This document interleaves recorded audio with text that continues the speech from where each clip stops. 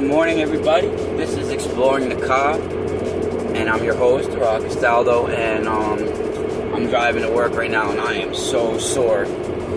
Yesterday, I can't really talk about my job on the air or on YouTube or anything because it's not allowed, but it's a pretty hardcore job. It's a lot of responsibility, a lot of heavy machinery, and things like that. So,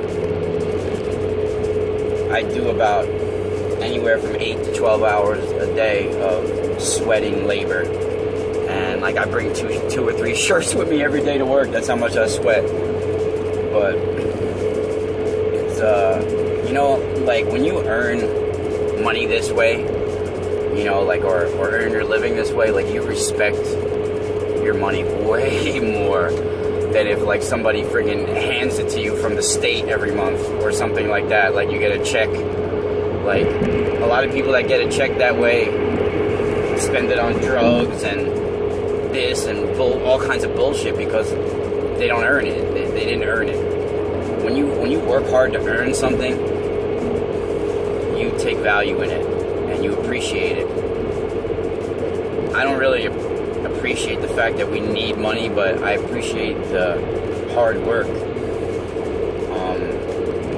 It builds character because every morning I wake up and I do not feel like going. Like I have to fucking talk myself into it, like almost every morning, But it's pretty brutal. It's pretty brutal to try to do this and run, another business on the side, like trying to help people and because it is a business, whether you want to, everything is some kind of business, it's just like, you got to understand in life, you got to make your choice. Are you here to do service to self, or are you here to do service to others? Or you have to balance it out, you can't be 90% service to others and 10% service to self, because you would neglect yourself too much, You have to find that balance. But you also should be more service to others in the fact that if you're meant to be here to help people, you shouldn't be helping people for your own benefit. Of course, sometimes you have to be paid for time and all this because we need money to live, to eat, to have a home and all this, but taking advantage of people in tragedies is really horrific. Like, people that are profiting off of other people's pain and misery is really bad. Like, my good friend Lori Bruno, she does readings like me, and I did them for free for years. Well, Lori does readings like me, but when the reading is something that involves like pain and misery, she doesn't charge, So I wanted to talk about the Vatican for a second and how they have what I've come to find, and other people have stated the same thing to me since, and so it's pretty much backed up my claims and my findings. It's not claims because I saw it. So it's either I have wild hallucinations and my whole body responds to these hallucinations, or I'm actually viewing what's happening on another plane of existence.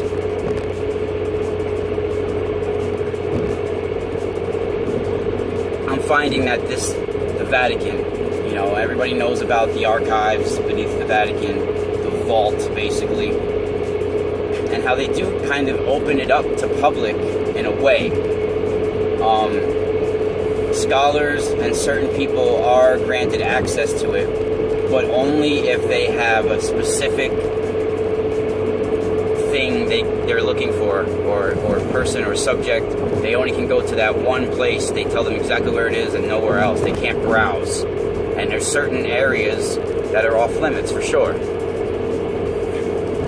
So my interest mainly, besides all the other shit that they probably have there, which I feel they even have some kind of Stargate technology hidden there as well.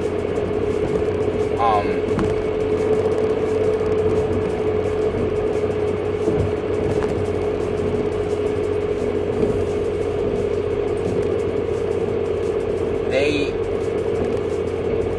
have 24/7 psychic guardians watching these archives.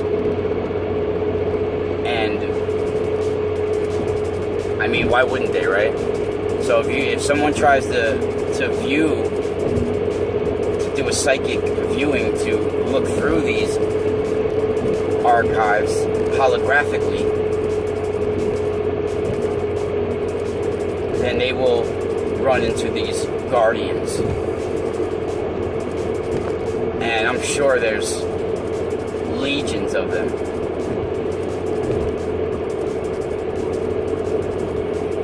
The other night, wow, there's cops everywhere on this road. The other night, I tried to, and my interest mainly in the Vatican archives is for the scrolls of Aradia. I'm gonna do many videos on this when I have more time and to get more into it. You guys have heard me mention it, and gals, you guys have, you people have heard me mention the scrolls of Aradia before, or Aradia.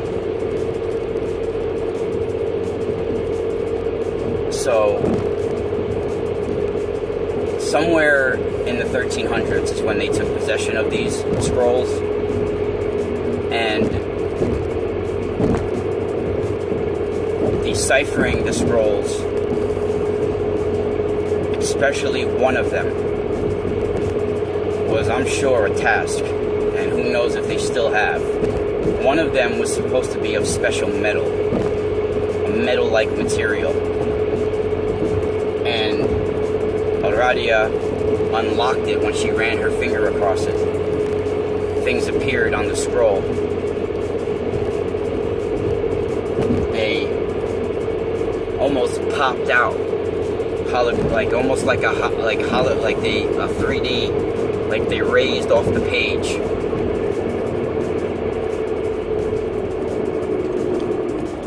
So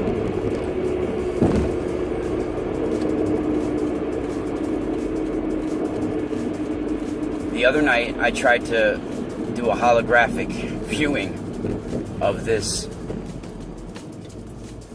archives to see if I can get in there somehow, and immediately the image, as big as life, huge, was sitting in front of me of a thing on a throne, and he had like a long kind of dagger in his hand, and he was sitting there just like laid back on the chair kind of.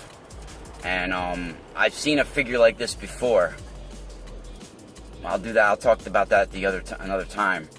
But this being sitting on his throne was very similar to a minotaur, a humanoid form,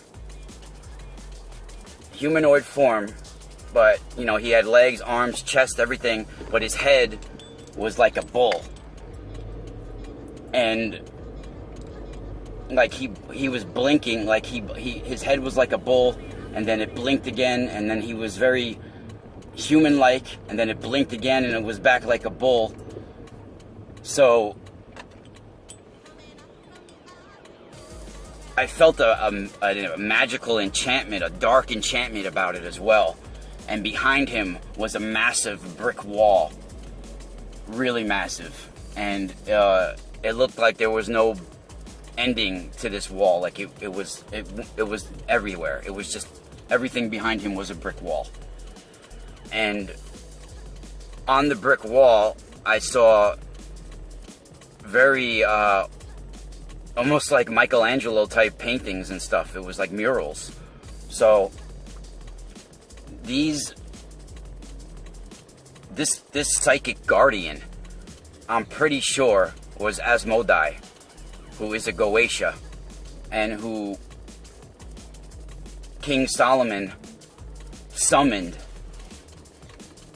to help him build the house, the Holy of Holies, the house for the Ark of the Covenant, the Temple Mount.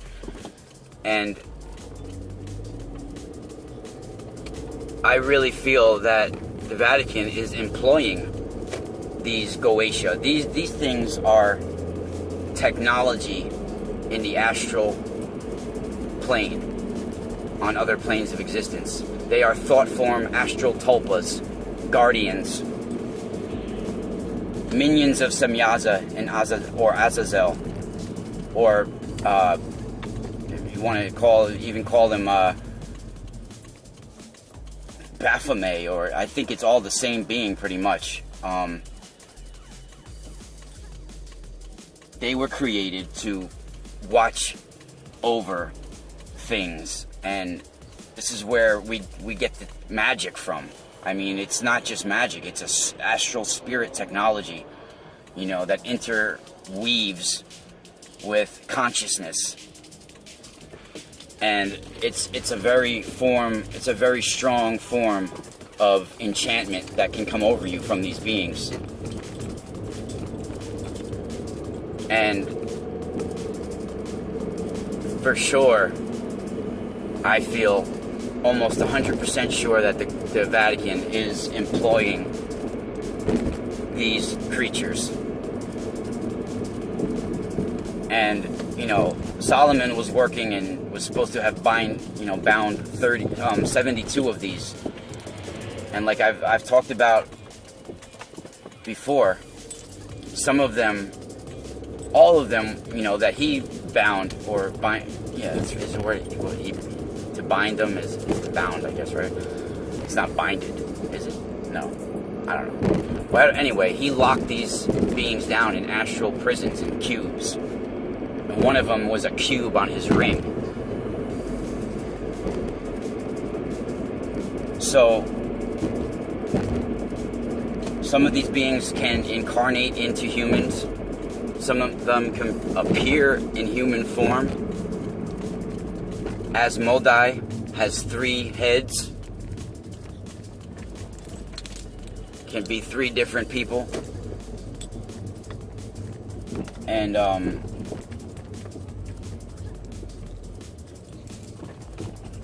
they do have lesser guardians as well, the hooded ones. And, you know, the Vatican is all about witchcraft. I mean, people don't realize that. That's what witchcraft is, man. These incantations and spells, and they've been working with it since the beginning of time. All their priests know about black magic and all types of things. So tonight I will be on Off-Planet Radio, and joining me will be Lauda Leon, and the hosts are Randy Morgans and Emily Moyer. And I'm going to say goodbye for now and spiral out.